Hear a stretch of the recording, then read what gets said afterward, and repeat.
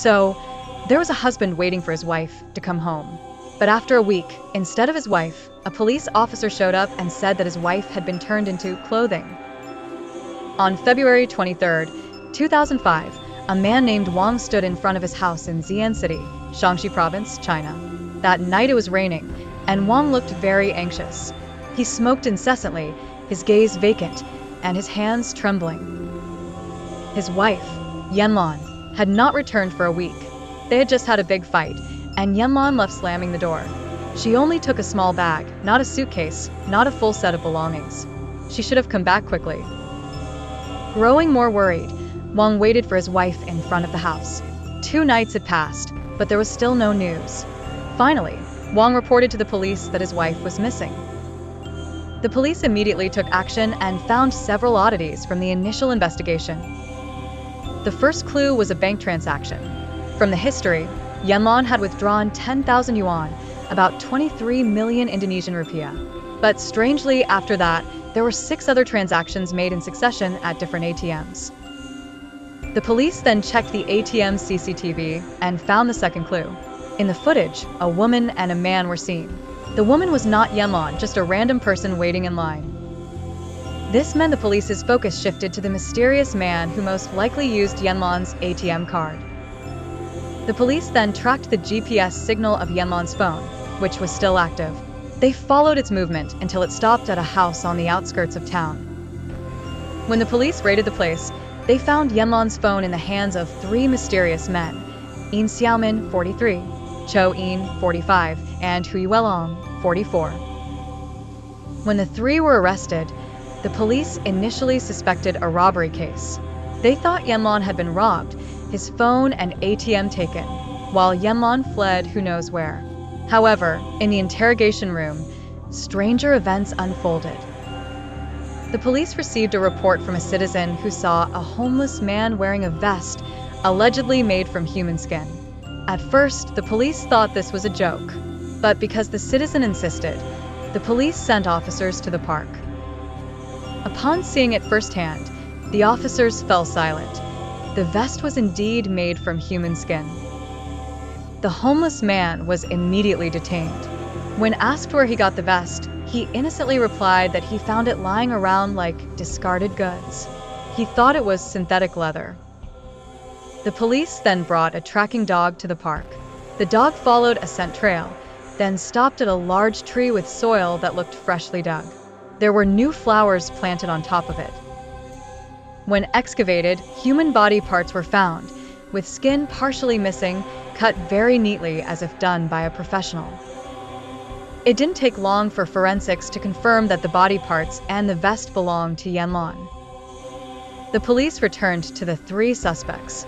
After the evidence was presented, Yin Xiaomin merely smiled faintly in a flat voice and said, "Yes, that was our work." But the real horror had yet to begin. The human skin vest was just an appetizer. The terrifying part was Yin's life story. From the outside, Yin appeared to be an ordinary human, but his life had been shattered since childhood. His parents divorced, he didn't go to school, and grew up on the streets. At the age of 20, he was imprisoned for theft. Upon release, he wanted to change, but due to his criminal record, he was always denied jobs and housing.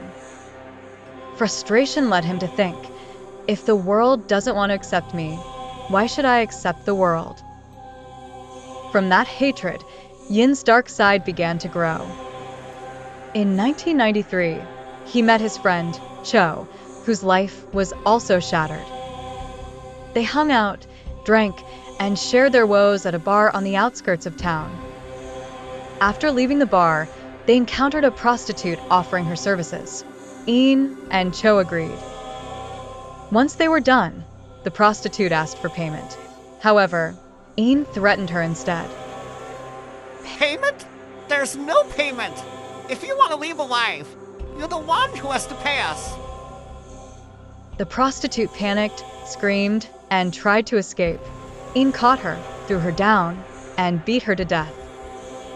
Even after she was dead, Yin continued to hit her with a rage that seemed to overflow. Cho merely stood by, smoking, coldly watching as Ian assaulted the victim. Afterward, Cho, without being asked, dismembered the prostitute's body and disposed of the pieces in the river and other locations. Strangely, a month passed without any missing person reports. No one was looking for her. It was as if the prostitute had never existed. This made Ian realize, no one cares. From here, their serial killings began. For 2 years, Ian and Cho continued to target women deemed to have no one. They became increasingly skilled at covering their tracks, using chemicals, skinning bodies, and cutting without leaving a trace. They even read medical books, anatomy, and basic chemistry. Their crimes transformed into a scientific project. Even crazier, they began experimenting with the victim's skin. They made vests, small pillows, clothing, ornaments, even selling the results they deemed good.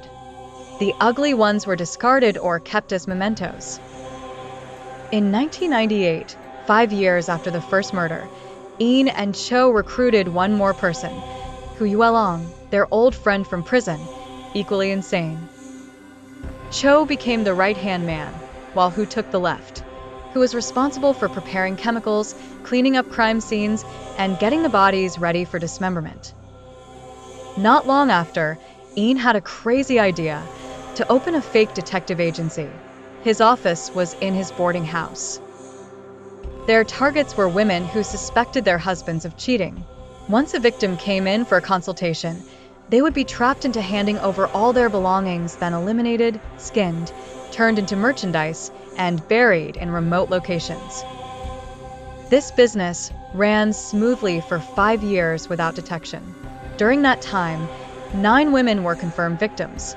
The actual number was likely higher, as they operated for a total of 12 years. Until Yanlan arrived. According to their confession, Yanlan came to investigate her husband, Wang, whom she suspected of infidelity. However, upon arriving at the fake detective office, Yanlan was immediately threatened, forced to hand over her ATM card, then killed and skinned. Yanlan's skin was made into a vest that was later inexplicably left in a park, eventually picked up by a homeless person. On April 26, 2006, the Xi'an City Court sentenced Ian, Cho, and Hu to death. Before the execution, Ian said, "It's not my fault. Society is to blame." A bitter statement, yet it silenced the courtroom. Meanwhile, Wang, Yanlan's husband, never recovered. He only said, "If only we hadn't fought that day, maybe she would still be alive." Every year, he returns to the park where his wife's body was found, not to lay flowers, just to stand silently, gazing at the ground that once was his wife's grave. The park still exists to this day, and it is said to hold the memory of a vest made from human skin.